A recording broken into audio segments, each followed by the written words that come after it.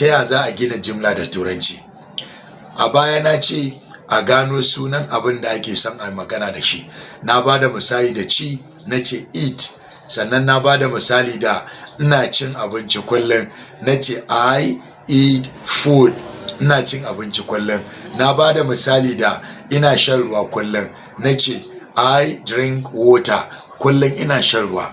An gane? To ga wani misali na gaba. Maɗauka so in ce ina sayar da abu.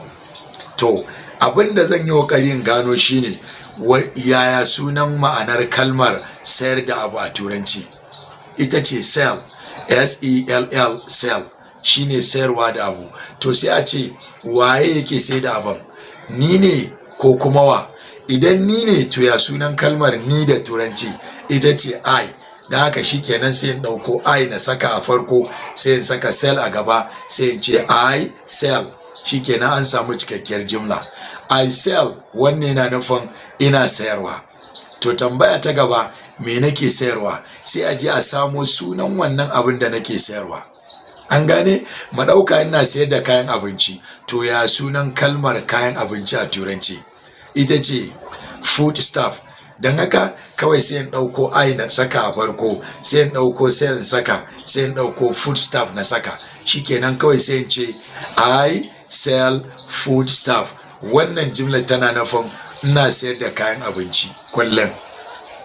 Kun gane? To mu ɗauka ba sayarwa nake ba, saya nake yi. To ya sunan kalmar saya?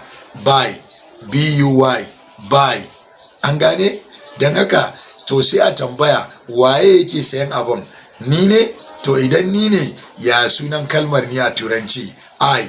Sai in ɗauko I in saka a farko, sai in saka kalmar buy, sai in ɗauko kalmar kuma food stuff, sai in saka a ƙarshe. Jumla ta cika.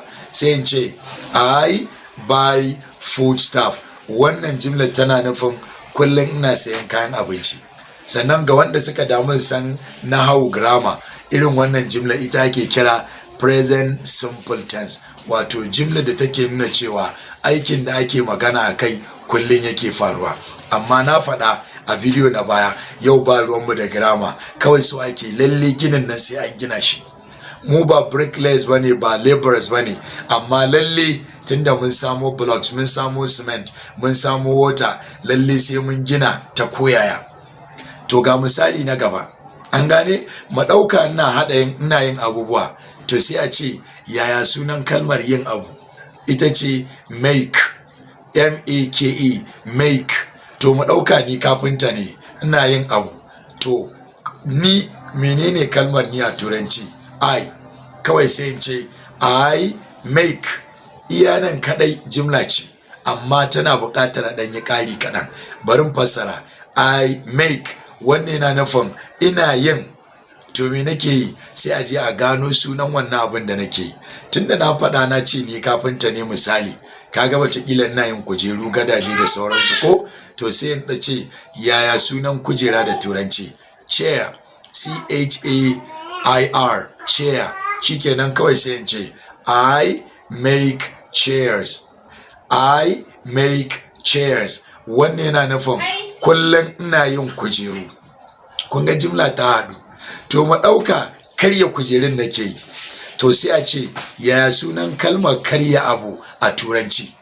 Shikenan sai a je a gano ta. Break, B-R-E-A-K, break, ita ce karyawa. To wa yake karyawa? I, ni. Shikenan sai in ce I break, ni ina karyawa. To me nake karyawa? Sai a gano sunan wannan abin da nake karyawa. Mu ɗauka a ce gado nake karyawa, gadaje. To ya sunan gado? B-E-D, bed, shine gado. Shikenan sai in ce I break beds.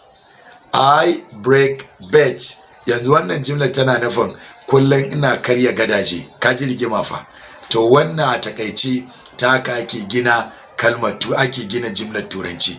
Ga misali na ƙarshe. Mu ɗauka to ina gyara gadajen ko ina gyara kujerun da nake karyawa. To sai a gano yaya sunan kalmar gyara a turanci? Ita ce repair, R-E-P-A-I-R, repair, gyarawa. Don haka to sai a ce wa yake yin gyaran? Ni nake gyarawa. Don haka kawai sai in ce I repair. I repair, ina gyarawa. An gane? To yanzu sai a ce me nake gyarawa kuma? An gane? Wannan abu nake gyarawa, ya sunan wannan abun? Mu ɗauka gado nake gyarawa, kawai sai in ce I repair beds, sai na ƙara s. I repair beds. Wannan jimlar tana nufin ina gyara gadaje. Idan kuma kujeru nake gyarawa, sai in ce I repair chairs, ina gyara kujeru. To jama'a, wannan shine mataki na farko da ake gina jimla ta turanci kowace iri ce. Bari dakata da bidiyon haka, zan ci gaba na gaba.